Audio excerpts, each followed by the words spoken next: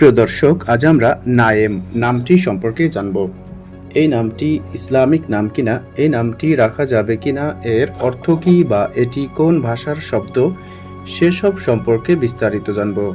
তো আসসালামু আলাইকুম দর্শক, আপনারা দেখছেন আব্দুল্লাহ ভিডি। ইসলামে সুন্দর নাম রাখার ব্যাপারে বেশ তাগিদ দেওয়া হয়েছে। মুসলিম শরীফের এক হাদিসে এসেছে, প্রত্যেক মানুষের উপর তার নামের প্রভাব পড়ে। এছাড়াও আরেকটি হাদিসে পাওয়া যায়, নিশ্চয়ই তোমাদেরকে ডাকা হবে তোমাদের নাম ও পিতার নাম ধরে, তাই তোমাদের নামগুলো সুন্দর করে রাখো। তাই আমাদের উচিত সুন্দর অর্থবহ ইসলামিক নাম রাখা।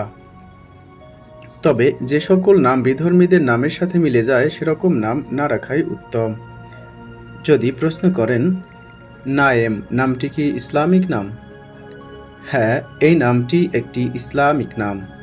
এই নামটি সাধারণত আরবি ভাষার শব্দ কিংবা আরবি ভাষা থেকে এসেছে। এই নামটি সাধারণত মুসলিম ছেলে শিশুদের নাম হিসেবে রাখা হয়ে থাকে। আপনাদের নামের অর্থ জানতে কিংবা ভিডিও পেতে কমেন্টে নামটি লিখে সাবস্ক্রাইব করে রাখতে পারেন।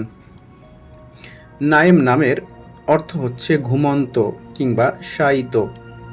নায়েম নামটি বিভিন্নভাবে রাখা হয়ে থাকে, যেমন মোহাম্মদ নায়েম, নায়েম ইসলাম, নায়েম হোসাইন, আব্দুল্লাহ আল নায়েম ইত্যাদি। নায়েম নামের বন্ধুদেরকে ভিডিওটি শেয়ার করতে ভুলবেন না। সাবস্ক্রাইব করে সাথেই থাকুন। আসসালামু আলাইকুম ওয়া রাহমাতুল্লাহ।